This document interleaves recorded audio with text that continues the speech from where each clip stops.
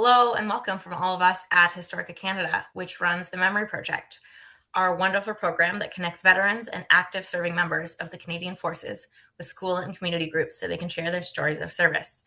I'm sure you already know that, though, and that's why you're here today, to hear firsthand from our veterans. As a representative of Historica Canada and the Memory Project, I would like to acknowledge that while this event is occurring virtually, Historica Canada does have an office, and we live and work on treaty lands and territory of the Mississaugas of the Credit, covered by Treaty 13, and traditional lands of the Haudenosaunee and Wendat. Today, it is my honor and privilege to introduce our esteemed panelists and our moderator. Dr. Marc Dauphin is a veteran of the Canadian Army and a retired military surgeon. In 2009, he was deployed to the Kandahar Role 3 Hospital in Afghanistan, where he was the hospital's chief medical officer. During his time there, the Role 3 Hospital was the busiest trauma center in the world and had an extremely high survival rate, for which NATO awarded them the Dominique Jean Larrey Award, the highest medical award for a NATO mission. Dr. Ray Wiss served in the Canadian Armed Forces from 2007 to 2019, including 2 tours in Afghanistan in 2007 and 2009 as a medical officer. He spent both tours in the combat area at Forward Operating Bases, FOBs, in the Kandahar province, spending more time, quote, outside the wire than any other Canadian doctor during the war. He's also internationally recognized as the man who introduced the ultrasound into Canadian emergency medical practice. Ann Barber served as a critical care nursing officer from 1997 to 2018. She deployed to Bosnia and served 3 tours in Afghanistan in 2005, 2007, and 2009. She also flew critical care medevacs from 2006 to 2010. Since retiring from the Canadian Armed Forces as a nurse practitioner, she's worked in remote isolated communities in Nunavut, urgent care in Vernon, BC, and a women's wellness clinic for perimenopausal and menopausal women. She also works with Building Block, a Canadian company bringing 3D printed prosthetic limbs to Ukraine. For 2 decades, Heather Hiscox was the trusted voice that welcomed Canadians into each new day with CBC News' national morning show. Her distinguished career took her from the Vatican to the Olympic Games, from royal ceremonies to national and international events. Today, she brings her decades of experience to what we hope will be a very meaningful conversation. Over to you, Heather.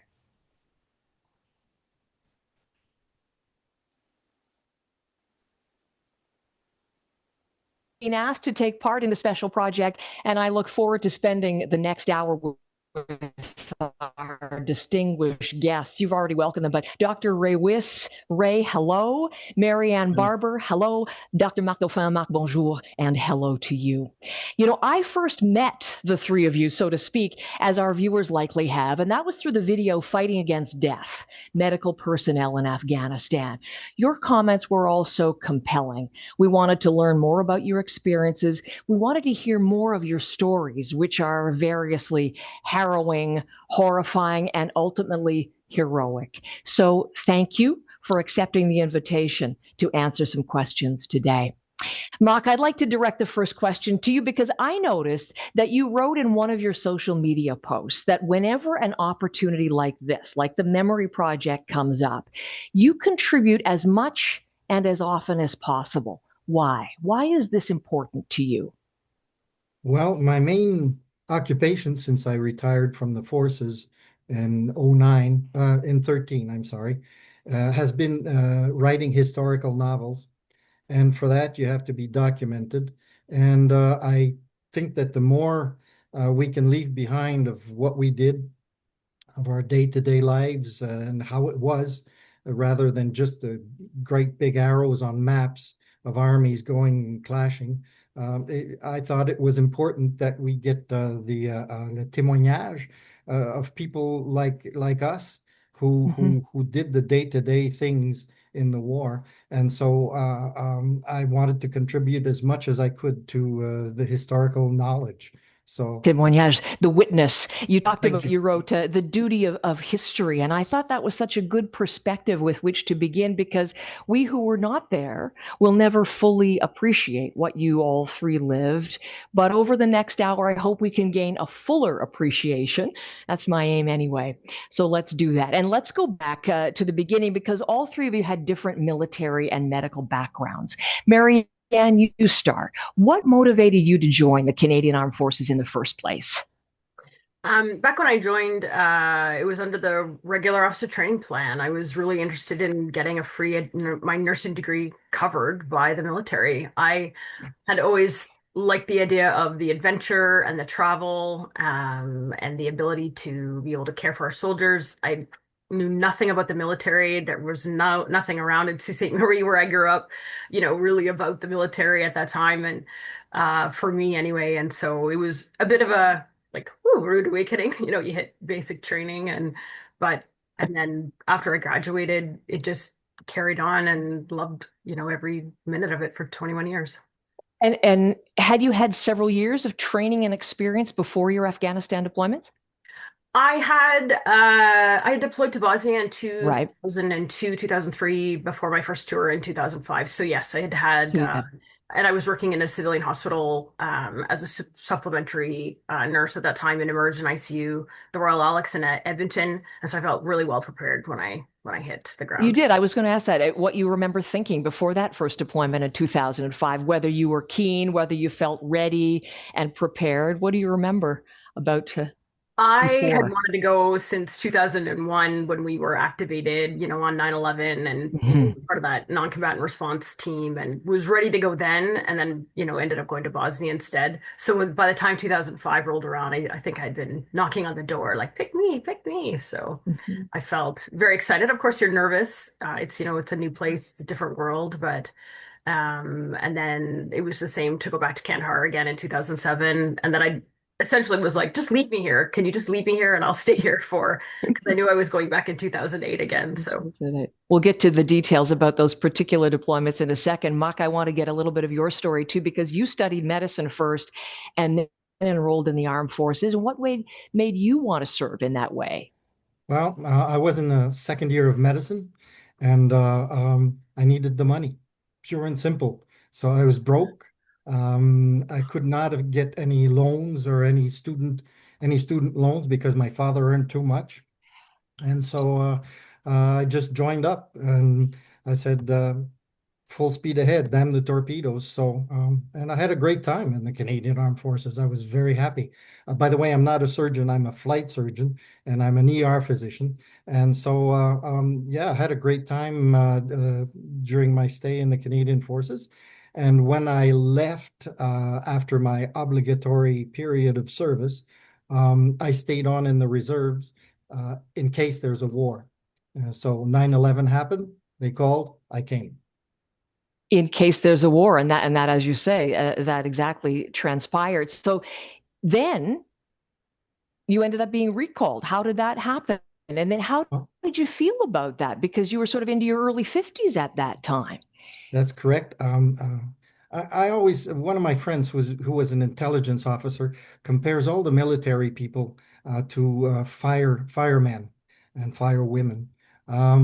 He says we don't wish for a fire to happen, but if it does happen, we'll go. And so it's Okay. the same thing with war. We hate war. We don't want the wars to happen. We'd be happy to spend our time in peace, but if a war happens, we're ready to go because we know what we do. Marianne is a critical care nurse. Ray is a ER physician like me. I'm an ER physician. We want to go because we know we can help. We're trained. We do a lot of things that are almost similar to what happens into a war in Mhm. civilians in Civvy Street. We do that every day, so we're ready. You weren't reluctant. You knew that was a possibility, and there you were prepared to go. And Ray, your story is completely different. You had a thriving private practice in emergency medicine in Sudbury, Ontario at the time. You had a family there. What prompted you to leave that life behind and sign up for military service in Afghanistan? Well, signing up for Afghanistan was actually the second time I joined the Canadian Army. The first time was when I was 18. I'd actually wiped out of my first year of university. And like Mark, I found myself with no money, no job, no education. And so I ended up in the infantry as a foot soldier. Did well, joined the officer corps, and graduated eventually from the Combat Training Center in New Brunswick. And then was out for 25 years. But once you're in, you're never really out for something like the Hmm. Army. And when our mission started in '01, I read everything I could about it, and I just became convinced that of two things. One, that this was a moral war, that and two, that I wanted to participate in it. I wanted to do my part in it. So I came back to the Canadian Forces and told them if my services were useful in any way, that I was more than happy to go. And so I went. And you had personal family reasons too. You had inspiration right there at home, I understand, from some of your earlier public comments. Yeah, wars are terrible, and there's awful things that happen on both sides in every war. But in this one, no matter what you could say about our side, the other side was killing little girls who wanted to learn how to read and write. And I have two daughters, and I didn't think that an ideology like that should be allowed to go on. I thought it was something I had to fight for myself, and I was very proud of my country for fighting it along with me. And although you'd been part of the infantry before, and Marc just mentioned that there are similarities to emergency medicine, but it's not full combat medicine. It's not battlefield medicine. What were your expectations, Ray, when you were heading over to Afghanistan? Well, this was actually my third war. I'd been involved as an unarmed medic, both in the Nicaraguan War in the 80s, and then in 1993, I was in South Africa during the run-up to the elections between Mandela and de Klerk, which was pretty much the same thing in terms of the degree of violence and trauma. So I knew what I was getting into in terms of the injuries I'd see, but what completely surprised me was the fact that now I was going to be looking after my brothers in arms and sisters in arms. That was a bit of a shock when I got there. I hadn't been prepared for that, to hear, my own man screaming. That was rough. It took a while to be able to compartmentalize that and continue to function. Pick up that line of thought, I think, because that's something that all of you had to confront for sure. As we get into some of the details about the deployment, Marianne, you were the first of the three of you to head into Afghanistan, and you mentioned 2005. And that first of your three deployments was to Kabul, the capital. What I remember from covering things at that time was Canada was providing security for the capital and was helping to stabilize the new Afghan government. What was your role there? I was working at our Role 2 hospitals, so we were essentially providing medical coverage for Canadians and NATO soldiers. We weren't actually involved as much with the local population as we were when we were in Kandahar at the time. But I remember them going, to their first elections at that time, and how exciting that was to be there. And we used to have to transport patients to the different facilities, the Americans or the Brit Role 3s that had, say, more like CT scanners and more imaging if our guys needed it. And it would be amazing to see the difference in the community, in the town of Kabul, when you left, Camp Julian and went outside the wire to these different spots. You'd see women no longer in burqas, but you'd see them wearing just hijabs, or you'd see kids playing in the street, and you'd see lights on in the community at night, which was really kind of interesting. When we first got there, it was pretty dark. So it was really fascinating to see some of that change so quickly.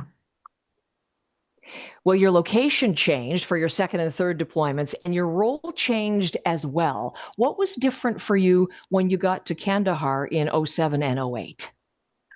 So in 2007, in 2006, actually, the Canadians took over command of the Role 3 hospital in Kandahar. And so we primarily then it was all hands on deck, it was a full combat trauma hospital. So whereas we weren't very busy in Kabul, it was a lot of it was very minor things. Whereas in Kandahar, it was just nonstop mass casualties from blasts, burns, gunshot wounds. So it was, I think 96% of our casualties that we took care of were local nationals. So whether they were Afghan National Army, Afghan National Police, or kids and families injured, caught in the crossfire. So it was incredibly challenging and demanding, but it was, it was a completely different place. It was unbelievable.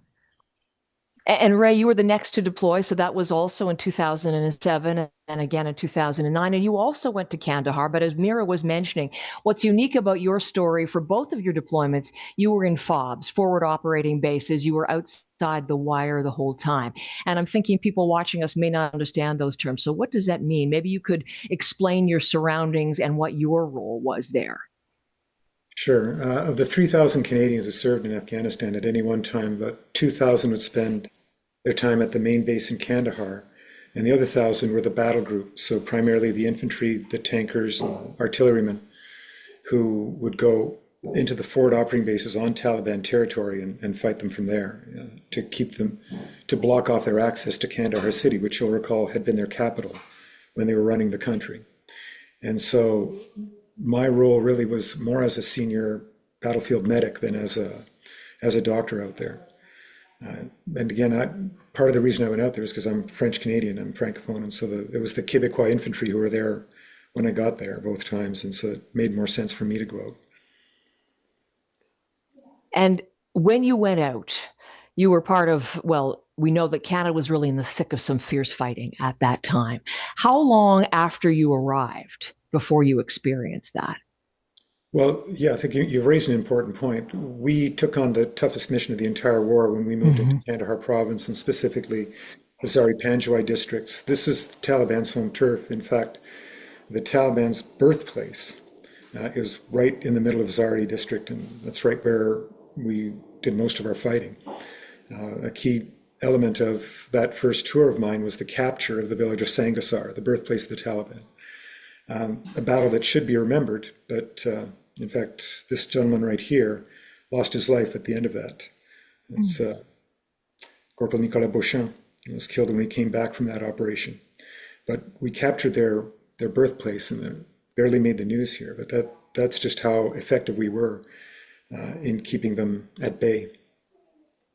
Why do you keep the picture of him in your office? That's so interesting that you have that there as a reminder. Yeah, these are the two medics who were Yeah. killed on my first tour. Mm.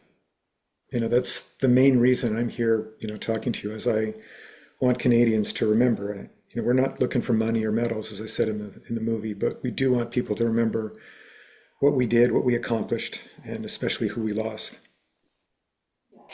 So, Marc, for you, the troops who were wounded or lost in the fighting at the FOBs, they would be transported by helicopter to the hospital at Kandahar Airfield. That's where Marianne mentioned she was based, and of course, that's where you were based from April to October of 2009 as Chief Medical Officer. And everyone watching should know you have the distinction of being Canada's last Chief Medical Officer there before Canada transferred leadership to the United States. Could you elaborate on your role? Yeah, when we left, I gave the keys to the Americans and I said, "Good luck. Don't call us. We'll call you." One of the sinks is leaking and one of the doors is creaking. Goodbye. And so I was the last Canadian officer commanding.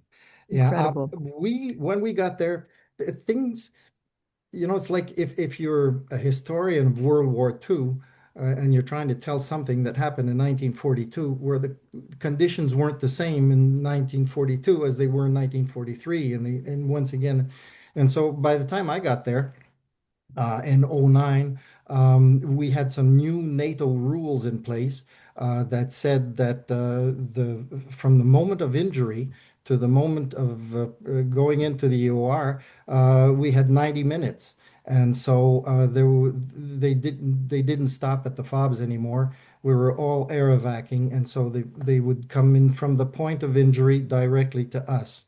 We had some combat medics on board the helicopters, and so it was continual care on all the way in. And so, And they um, would come in, your team would receive them. Maybe yeah, it was a multinational team, I know. So tell us a little bit about the team and its okay. makeup and the kinds of medical specialties who were part of it. Okay. Well, in '09, we had about 40% Canadians, about 40% US Navy, and the rest were just a mix of other nationalities. US Air Force, US Army, they're different nationalities in the US. And we had some Dutch, some Danish. I had a Polish a nurse, a Romanian nurse. We even had, I had a German neurosurgeon, a lot of British from the English Army, and some from the Royal Air Force. So it was quite a mix of nationalities. And of course, my people, the Canadian people, were mostly French Canadian because it was a French Canadian roto. So it was an interesting mix. And so our job was to take them in, stabilize them, and then move them out as quickly as we could. The pace To increased Landstuhl, to mildly. the. Mhm. Sorry, go ahead. The pace increased. Yeah, it increased markedly during June, July, and August. That's the time that we were told we were the busiest trauma center in the world. That was done. Incredible. That was they told us that after, because while we were doing it, we didn't know it. We knew we were busy, but that's all.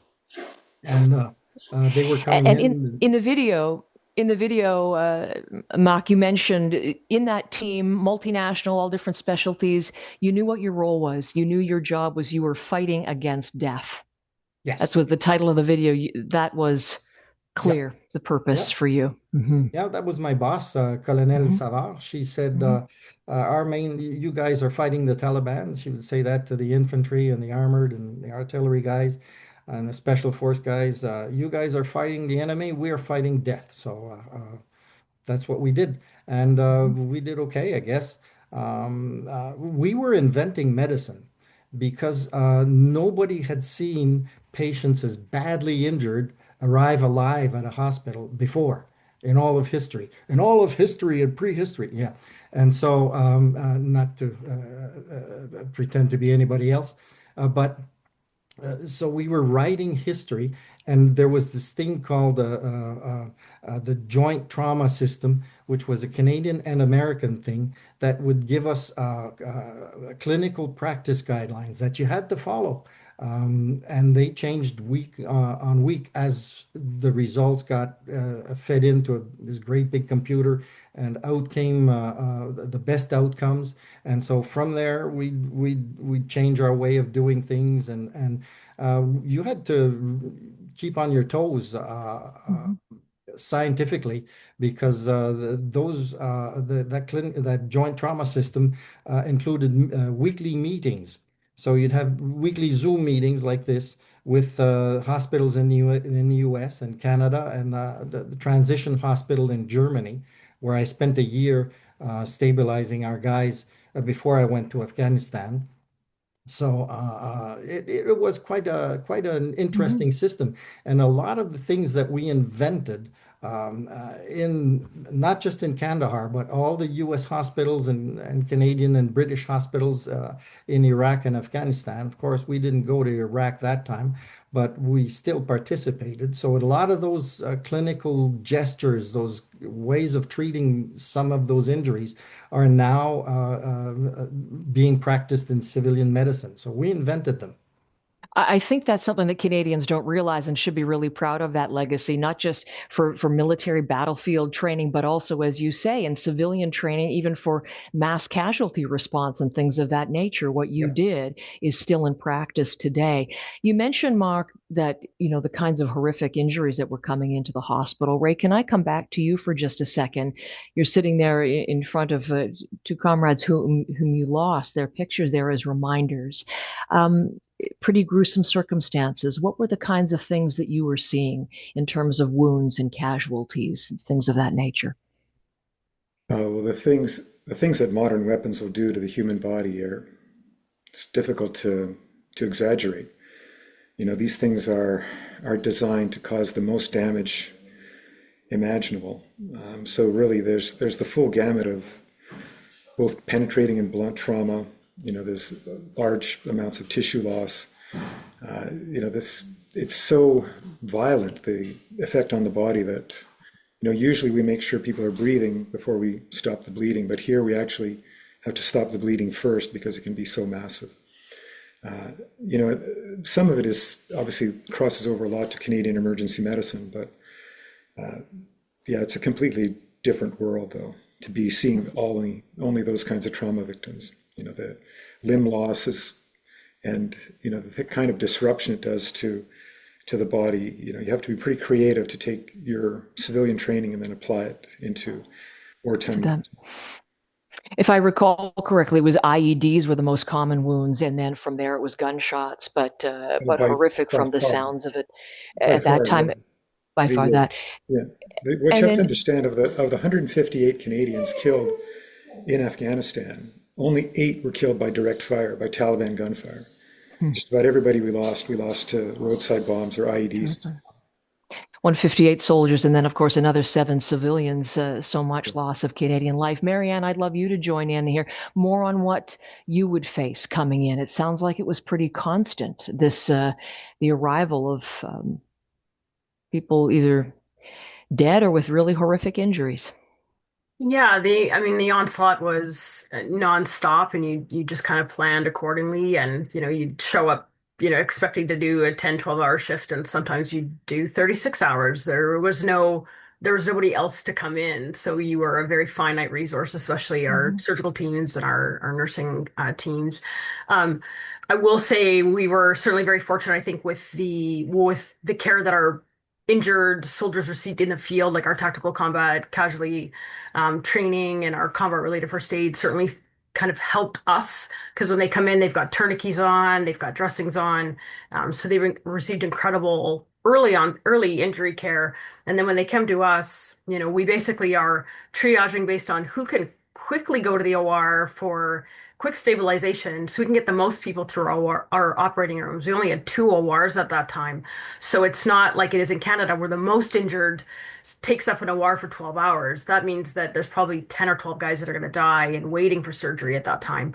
So we would do what we could and stabilize. And sometimes, we triaged, people where we didn't operate, and we, just kind of stood by and offered comfort measures more than operating so that we could optimize our surgical capability so that we could save more lives. And sometimes that meant that battlefield triage where, we can't save everybody. And so Mhm. those were certainly harder days, but yeah, it was very lots of amputations, lots of penetrative blood trauma, as Ray said. So very challenging. I We always called it MacGyver nursing. We would run out of things. You couldn't get resupplied as much as you wanted. Bullets and beans come before bandages in the resupply chain. So we would be inventing things. I think duct tape was our favorite. How do I keep this attached? Well, just put some duct tape on it and it'll work. So I was going to ask you about duct tape. You mentioned that in the original video. Just even the hospital itself was constructed with the help of duct tape, and then I didn't realize in the duties too, you turned to that a lot. even just simple things like trying to, I need to attach this to this, and I have nothing to do it, and I don't have any zap straps. So here, I'll just, MacGyver this with some duct tape. So it, you just had to be creative and think outside the box, and you had to Incredible. be flexible. So.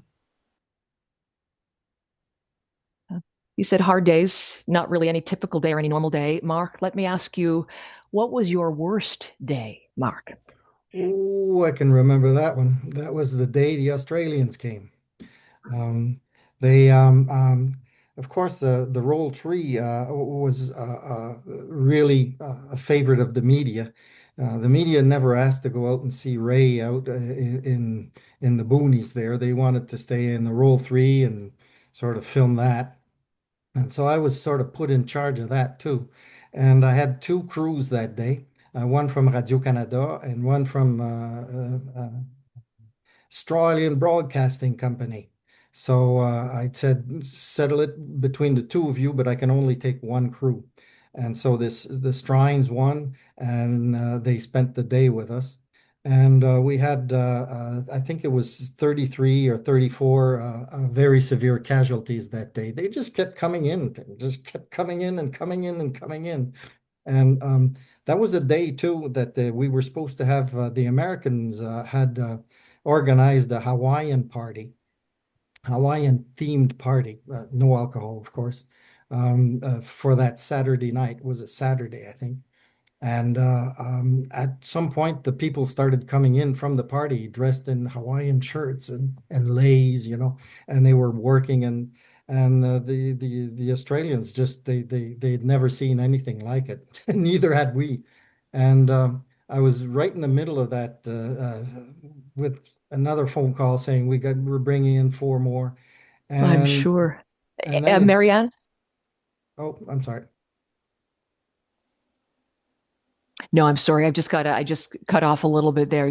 Please go ahead and continue with your story. And so it struck me. I had a sudden flashback to when I was a kid.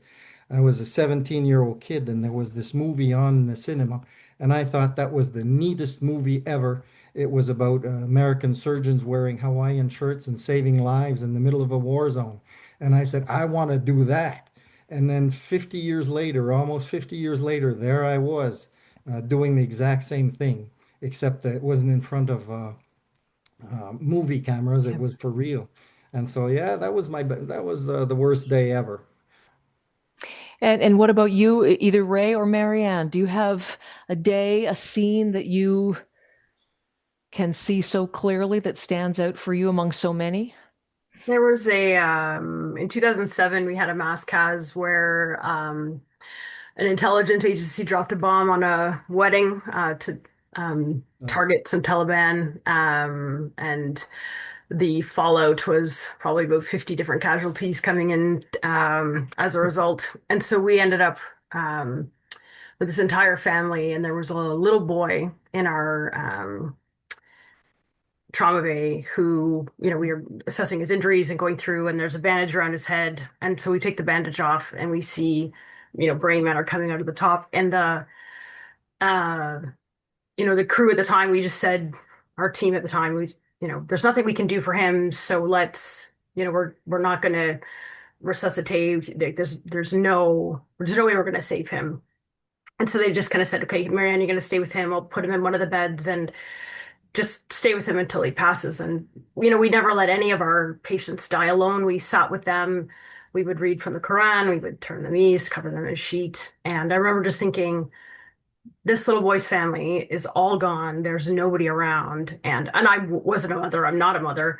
And so it was very awkward. Like I wasn't sure, like, what do I do? Do I pick him up? Do I leave him in the bed? Like, how do I do this? And I remember a fellow nurse coming in and saying, take him off all the monitors and just sit with him in your lap. And Oh, one of the other docs was there with me, and that's what we did. And we just held him, and he died in our arms. And it was, I think one of the, there's many moments that kind of lead up to, where you end up having, issues after. But that was certainly one of the ones that stands out in my mind. Just, this poor little boy in the arms of strangers. Well, everyone else he knows and loves is dead. Well, he passes. It was, it was really hard.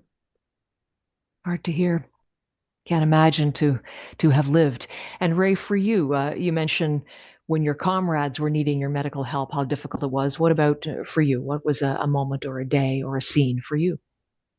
Yeah, that event I referred to was this event when I got to my first fob on my first tour, and we had three badly wounded Canadians come in all at once. And as I said, I mean, I've been an emerg doc for over a decade at that point, and so taking care of badly wounded people wasn't unusual. But these are my brothers in arms, and that was really, really difficult. Mhm. It took me a while to get my rhythm and become a doctor again. And probably that was the first experience. Then it bookended to that at the very end. Uh, my second combat team on my second tour, we were getting ready to go home, and 6 days before we left, one of my one of my friends, a young man, had been our vehicle driver. Our combat team went out on one last mission, successfully accomplished the mission without a scratch, and defeated the Taliban. And on the way back to the base, our vehicle hit a mine, and he was killed. And he's only 21, and I had a difficult time with that in terms of the survivor guilt. I'm 30 years older than him. How did that happen? So yeah, my tours are sort of bookended by those two most difficult experiences I had. Yes. So in the face of that, Ray, I mean, the carnage, the loss, sadness, ever-present danger, how were you able to keep going through those two deployments? Heather, when you're at war, you go to war for democracy, you go to war for human rights, you go to war for things you believe in. But, when the bullets are flying and your friends are dying beside you, you're only fighting for the person right beside you, the soldier beside you. You don't want to let them down. They don't want to let you down. That's really what you fight for. That's how you keep going. You do not want to let that person, that soldier beside you, down in any way. You'd rather Yeah, you'd rather die than let that happen. So you keep going. And Marc and or Marianne, same question to you. How did you cope with the trauma and challenges that you were facing constantly? I think for myself, when you're there, you're just kind of head down, working. You put it all in a box. You know, I wouldn't say you sleep it off because you didn't really sleep a lot, but you certainly just nope, on to the next one, on to the next one, on to the next one. I know for myself, uh, you've kind of turned into a robot because you turn off the emotions, but you don't know how to turn back on the emotions. So after my last tour in 2008 was when I finally was like, I think I might actually be done and not being able to go back anymore. And I was still flying the critical care medevac missions back and forth from Germany back to Canada, but it was different because I wasn't over there all the time and it wasn't my team and I wasn't, you're not boots on the ground per se, but it's certainly, I mean, it's took, a decade to find wellness and health again, and it was a lot of hard work to get to be Mhm. functioning again. But it's certainly in the moment, and while you're there, it's just keep the lid on the box and robot mode. It's easy to stay focused. At that time, given how busy you were, given Mhm. how demanding the job was. Marc, I'm curious, how did what you were experiencing there compare with what people in Canada thought was going on? Well, there's two things to be said. First of all, I had more than 30 years experience as a physician when I went over there. And during the first week, I had seen more severe trauma, like Ray said. War weapons are designed to tear, maim, blow up, wreck everything. And I'd never seen such bad injuries. So that's one thing. The people in Canada, well, I come from Quebec. And in Quebec, you're a bad guy if you're in the army. You joined up to go and kill people that you don't know in another country. So there's this simplistic mentality there that still prevails in many areas of our society, which is why when I was told by General Lessard to write about our time over there, I did it in English, so I published the first book of my memoirs in English. I did like Ray, and I went to the same editor he did, the same publisher, and they took me on, and I wrote it in English. And somebody said some people might be interested in Quebec. Well, I had the impression that they were all anti-military, anti-everything, and I was surprised when they translated it into French, and it sold out within a few months in Quebec because this mentality exists mostly in the Montreal area and around the show business people, and not so much among the ordinary people. So that's one thing I learned. Um, and another thing in those days, and I find this has changed a lot since then. Quebecers are more interested in what's happening in the world, and they're more interested in learning about other places and other people. But before I left, I was told by somebody, "Oh, I'm going to go to Afghanistan. I'm going to work at the hospital over there." "Oh, is your wife going with you?" That Hmm, was the kind of ignorance that I faced really? in Quebec. So we've come a long way, baby, in Yeah. terms of teaching our people in Quebec. But Quebec is still a different society. It's a microcosm, and Hmm. there still is a lot to learn. I was thinking at the time of your deployments, and Marianne, your ones in Kandahar, Ray, there was such huge public support for Canada's involvement in the international coalition at the beginning, but it started to wane because of so many Canadian deaths and casualties, and because of the perception at home that maybe it wasn't a successful mission. Were you aware of that kind of thinking at home, and did it have any impact where you were? Oh, of course. I mean, there was one thing that was great about Canada throughout the war is that support for the troops was always near 100%. We had none of that ugliness the U.S. veterans returning from Vietnam, had being abused when they had just served their country, whether you agreed with the war or not. So people supported the troops, even if they didn't support the mission. And people were always very clear on that. And I appreciated that. In terms of, how we coped with this, Uh, it was. I remember right before my second tour rather, a doctor in Toronto, somebody with access to all the media imaginable, and this was after about 120 Canadians had already been killed in combat, asked me, "So Afghanistan, we're there as peacekeepers, right?" I said, "No, we're actually fighting a war." And I remember somebody else when I came back from that tour saying that they'd heard I was in Iraq. Well, no, Oh, that's two countries over. And when I testified at the House of Commons on the care of ill and injured Canadian soldiers, that was the point I made, is that I I was totally okay with people being opposed to the mission. Some of my best friends were opposed to the mission. I was happy to debate it with them, but I wanted to debate it with them from a position of knowledge. And I was much more perturbed by the people who, like I said, thought we were in Iraq or thought we were there as peacekeepers than I was not at all perturbed by the people who opposed the mission. I mean, part of the reason I went there was to fight for the idea that you can disagree with each other. You know, that we have a country here where you can vociferously disagree with the government and nobody can do anything to you for it. You know, this is a war of ideas, after all. And the idea that most separates us from our enemies in this war is that we cherish people who, or we can cherish people who hold opposing points of view.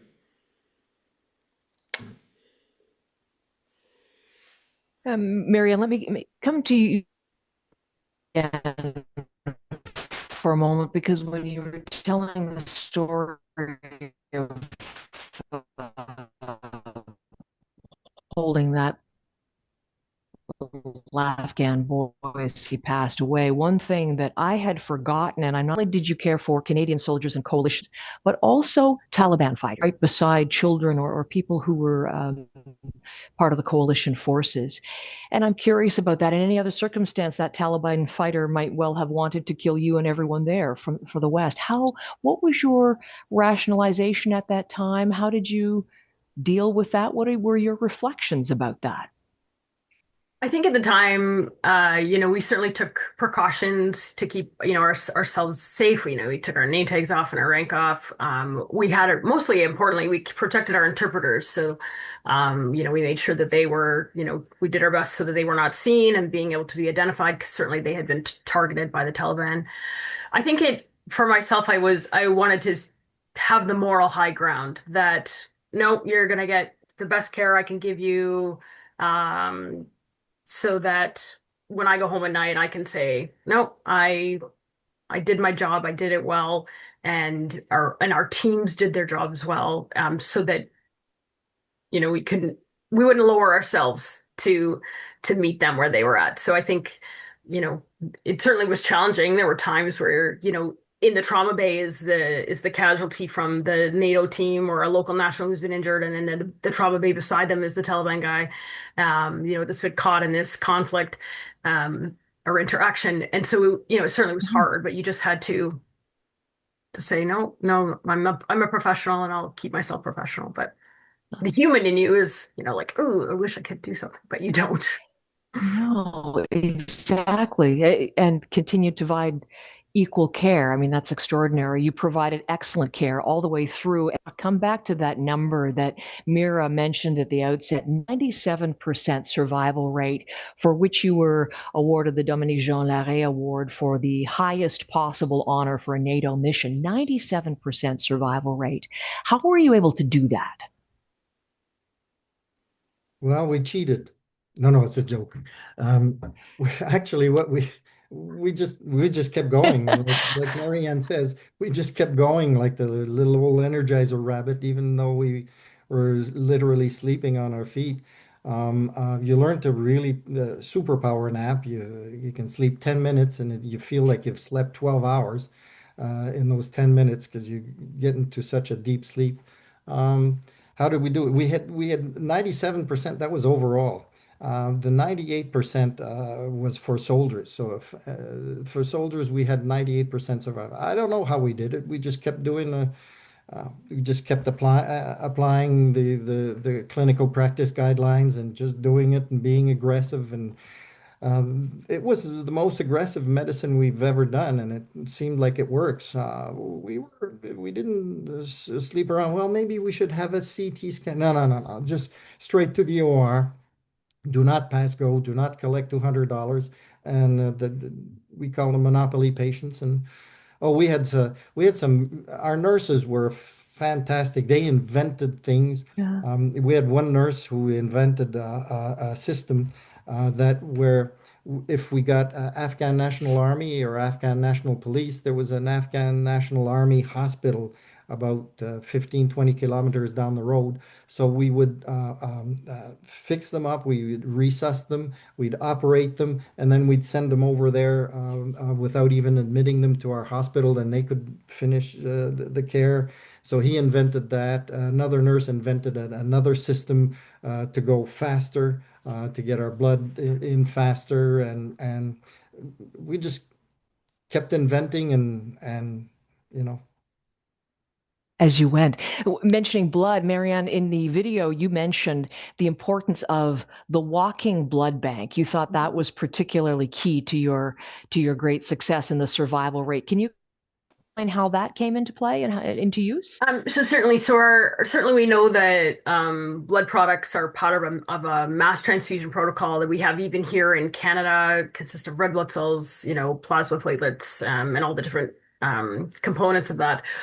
Obviously, we don't have the capability of separating blood products, in theater, and we would have very limited blood supply. So, kind of going back to World War I days where, you hear stories of soldiers just basically standing and going blood from the patient into a bottle, or from the donor to the bottle to the patient. And so it was essentially the same thing, except we were engaged with Canadian Blood Services who pre-screened our own Canadian soldiers ahead of time. And then if we had patients who were in need of blood products, we would do a call out through the camp. We need an O positive or an A negative or an AB positive or whatever you needed. And you would get a number of donors that would come in. They would donate blood. They would get some quick testing done by our lab. And within, the blood's still warm when it comes to you, whether you're in the trauma bay, the OR, and the ICU. And we would give whole blood, and you could literally give like 2, 3, 4 units. And then you had to actually kind of slow things down because the holes were plugging so quickly. You didn't want to cause hypercoagulability and where you Right. were having more clotting and more problems as a result. But it was a game changer because, blood products are so limited. We had so many casualties that needed mass transfusion protocol. So it saved so many lives. Every single Canadian that donated blood under that program, it saved lives. So. That's amazing. One of so many things to be proud of. Ray, for you, what are you proudest of? Well, I'm proudest that we stood up and we said, what's going on here is wrong. The fact that the Taliban are back in power, I don't think detracts from that. The way I see our mission is much like I see, say the Mackenzie Papineau Brigades who went to Spain in 1936 to fight fascism. They got wiped out, but I don't think with the viewpoint from our historical viewpoint now, I don't think anyone would disagree that they did a very good thing. They started the fight against Nazism and fascism generally. They paid for it. Didn't work that time, but eventually it did. And I think the same thing will happen here. There's a toxic undercurrent, a toxic group that tries to hide inside one of the world's great religions, and that toxic subgroup is something we're going to have to eventually defeat. I'm talking about the planet, not talking about us as Canada. We're talking about humanity is going to have to defeat that idea. In terms of your role, one of the things that you talked about in the video was you were force multipliers. You gave the soldiers the confidence. And I'm wondering if that's something of which you're proud as well, to have given them that foundation when you were there. Oh, absolutely. But that was my role. That was the role of all of us, really. The one thing Canadian soldiers kept saying over and over again, that the Army was doing well. These are soldiers, right? They like to complain. But the one thing that they invariably were happy about was the level of medical care they got. From the medics all the way to the surgeons, the training that especially my frontline medics got was phenomenal.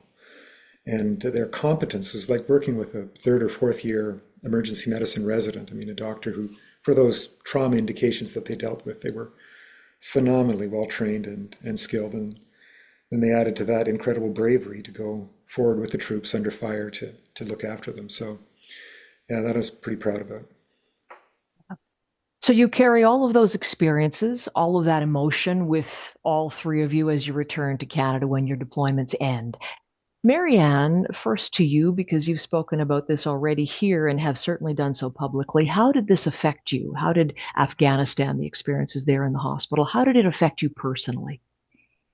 Well, so diagnosed with PTSD following my last tour, so it's probably 2008. And then spent, at least a good like 5 years, really struggling and certainly kind of imploding my life at the time, and then finally just kind of turned a corner and started actually healing and moving forward. And it's still an ongoing journey. There's still the odd struggle now and then, but it certainly has become something that I'm not ashamed of and openly talk about, more so to kind of help the stigma and help people understand. Like I certainly, how did I say this in, the different documentaries that I've done, the podcasts, how did I get sick doing a job that I loved in a place that I loved for a cause I believed in with a team that I loved? How did that happen to me? I'd spent my whole early career preparing to be a critical care trauma emerge nurse. How did I get sick from doing this thing that's all I wanted to do? And I think through this journey, it's been this understanding of, what we saw were completely abnormal conditions. And so my response is normal. I think it's normal to have, PTSD from the things that we saw. Um, and so it's been certainly been a struggle, but I wouldn't change, any part of that journey. It's led me to the incredible life and career that I have today. But certainly in the darkest moments, I always compared. I had some friends that had lost limbs, and we would joke sometimes. I'm like, oh, look, you're up and running already in 6 months, and I'm still like 5 years on, and still, I hear something or I smell something or I see something, and I'm instantly in these PTSD flashbacks and triggers, and I'm not moving forward. And there's frustration because mental health injuries are so hard to diagnose and they're so hard to capture. It's such an individualized thing, and um, so it certainly has been, a challenge and a journey, but one that has, you know, become a positive in the long run. Ah, wonderful. Et Marc, pour vous, pour notre public francophone, une question ou deux pour vous. Vous aussi, vous avez parlé du fait que vous souffrez d'un trouble de stress post-traumatique très grave. Comment est-ce que vous avez trouvé le retour à la vie normale après vos expériences? Ça a été difficile. Euh, D'abord, les premiers jours, ça a été très bien. J'étais content de revenir au civil. Et puis, ça s'est installé petit à petit. Il faut savoir que pendant que j'étais là-bas, pendant que j'étais en Afghanistan, mon épouse a dû vendre notre maison à Sherbrooke, la maison que nous avions construite là-bas, parce que j'avais demandé à revenir dans les forces armées régulières. J'avais été déployé 1 an en Allemagne comme réserviste et je trouvais qu'on ne prenait pas assez bien soin des réservistes à notre retour de là-bas. Alors, j'ai demandé d'être repris dans les forces régulières. Et donc, ils m'ont posté à Québec. Et pendant que j'étais là-bas, Christine a dû vendre notre maison pour nous déménager à Québec. Alors, quand je suis revenu de l'Afghanistan, je ne savais pas où je demeurais. J'avais aucune idée où je demeurais. Mais ça a quand même bien été au début. Sauf que j'étais pas capable d'écouter les nouvelles. Quand j'écoutais les nouvelles, je disais, voyons non, qu'est-ce qu'il y a à se plaindre, eux autres? De quoi ils se plaignent? Qu'est-ce que c'est ça, cette affaire-là? Alors, ça a pris 2, 3 mois avant que je sois capable d'écouter les nouvelles. Tout de suite après mon retour, je suis revenu en novembre. Ça a été Noël. Et puis, en plein milieu du réveillon, je me suis levé puis je suis allé jouer avec des Legos dans le salon avec les enfants parce que, pas mes enfants, mais mes petits-enfants, parce que je trouvais que ce que les adultes discutaient, c'était insignifiant. À la table, ça me tombait Ah, sur les nerfs. Et tout de suite après mon arrivée dans mon nouvel appartement à Québec, on m'a dit que j'étais posté, j'étais encore muté à Saint-Jean cette fois. Donc, 1 mois après être arrivé à Québec, ah oui, à Saint-Jean. Et là, là, ça a été dur. Je suis arrivé à Saint-Jean, c'était une job administrative. Moi, je suis un clinicien. J'ai toujours refusé les promotions parce que je voulais demeurer un clinicien. Donc, c'est pour ça que je n'ai pas suivi le cheminement de carrière des autres. Et là, c'était de l'administration, puis je comprenais rien. Je trouvais ça insignifiant, puis c'était plate. Et puis un soir, j'étais tout seul parce que j'étais logé dans un motel. Il y a, vu que je faisais les médias, il y avait un reporter qui avait fait un reportage sur nous pour la radio de CBC. Là-dessus, on m'avait dit, c'est une dame qui est là juste pour faire une série télévisée. Alors, tu n'es pas obligé de filtrer ton langage, tu n'es pas obligé de...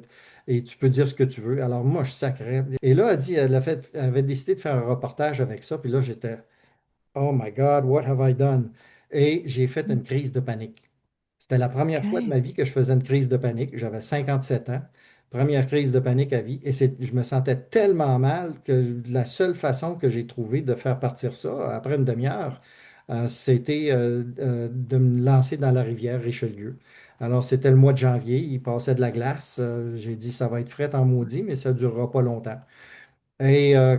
le temps que je finisse de m'habiller, j'avais pas besoin de m'habiller, j'aurais pu y aller tout nu, tant qu'en finir. Mais drôle d'idée, je me suis dit, je vais m'habiller, puis je vais mettre mes bottes, puis ça va être, avec mes bottes d'armée, ça va couler plus vite. La crise s'est passée, puis là, j'ai consulté, et là, on m'a dit que j'avais attrapé une maladie là-bas qui s'appelait un stress post-traumatique. Ça devait être dans l'air parce que, tu vois, Marianne, elle l'a attrapé elle aussi. Alors, on a dû Oui. attraper ça là-bas.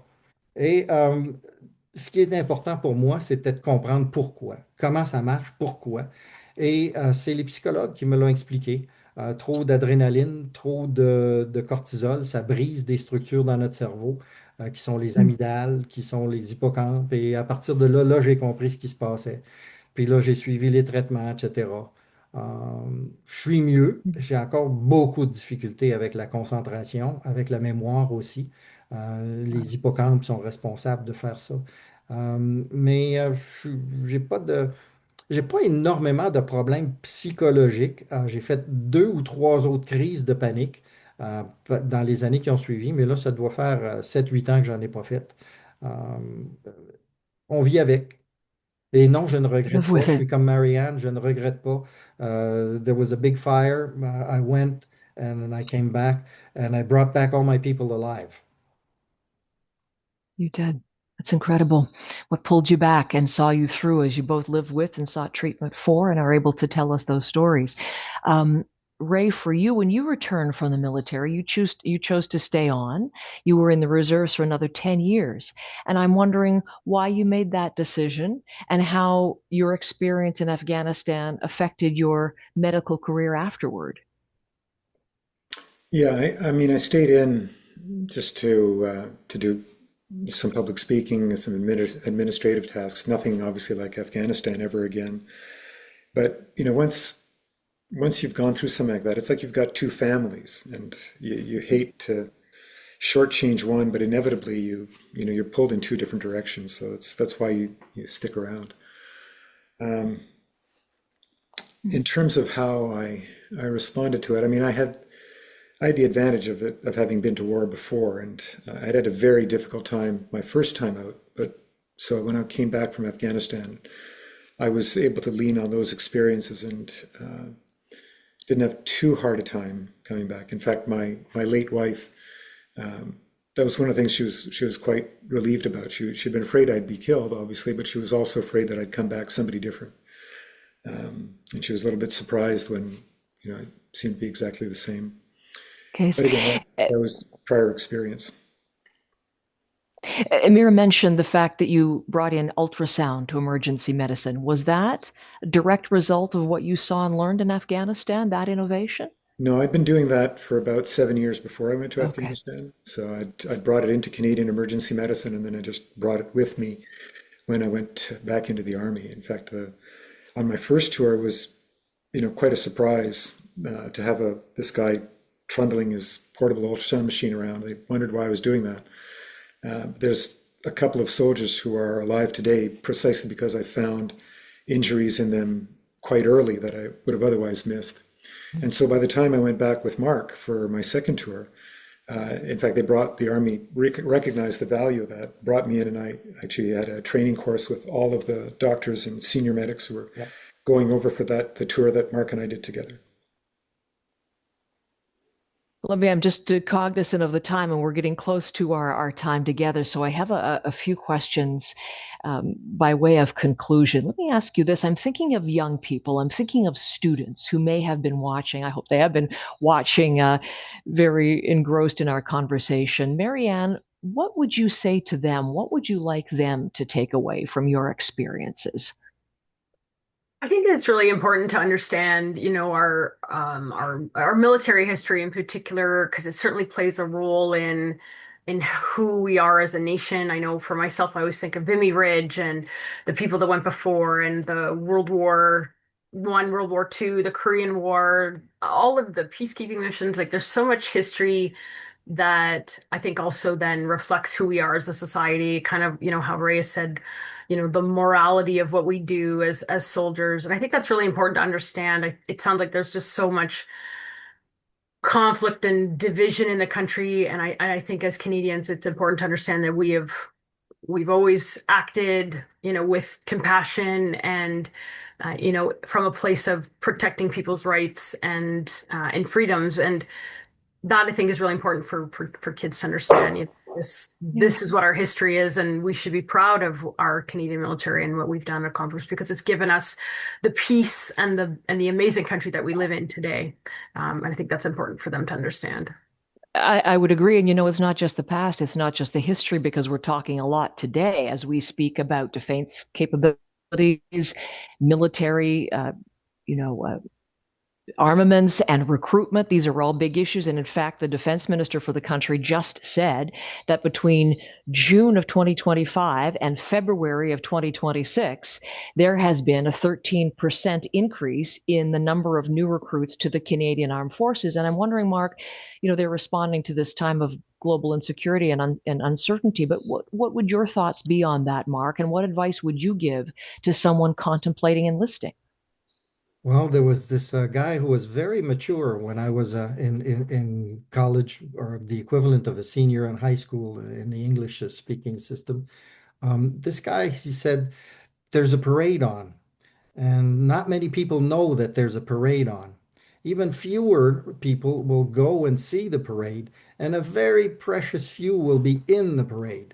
And I wanted to be in the parade. So if you have a chance, go. There's this rock and roll group called Three Doors Down. It's an American group, and they have a song that says, "You've got to live your life like it's the only one you've got." Well, you've got the chance, you've got the life to live, go.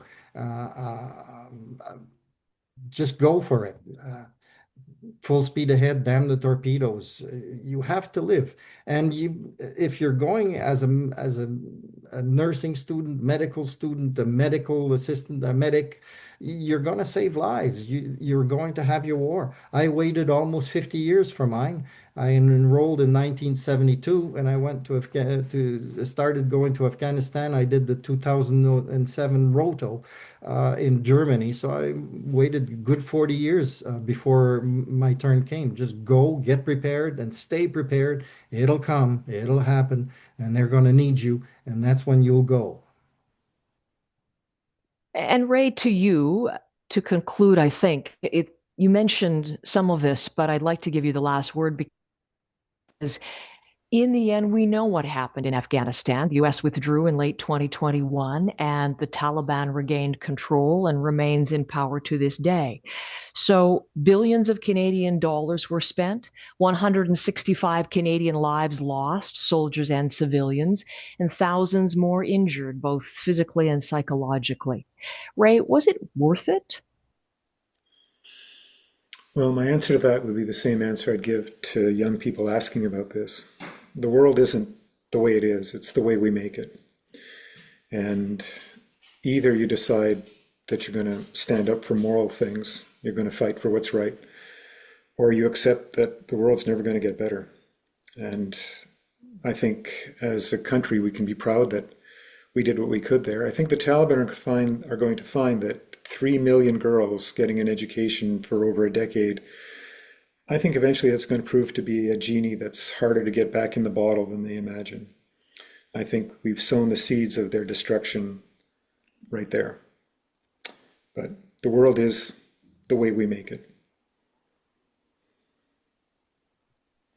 Dr. Ray Wiss, Ann Barber, Dr. Marc Dauphin, what a privilege to lead this discussion, and I'm sure everyone who's been watching will long reflect on your experiences and value the wisdom that you have imparted.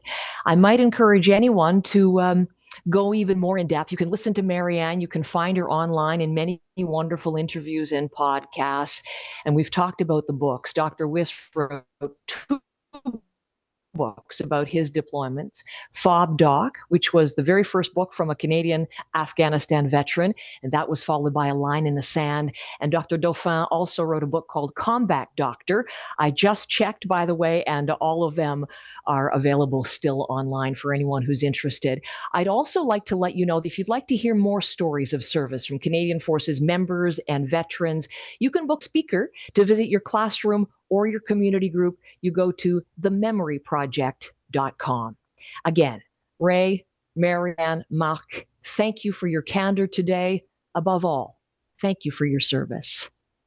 Thanks for listening to our stories. Thank you so much.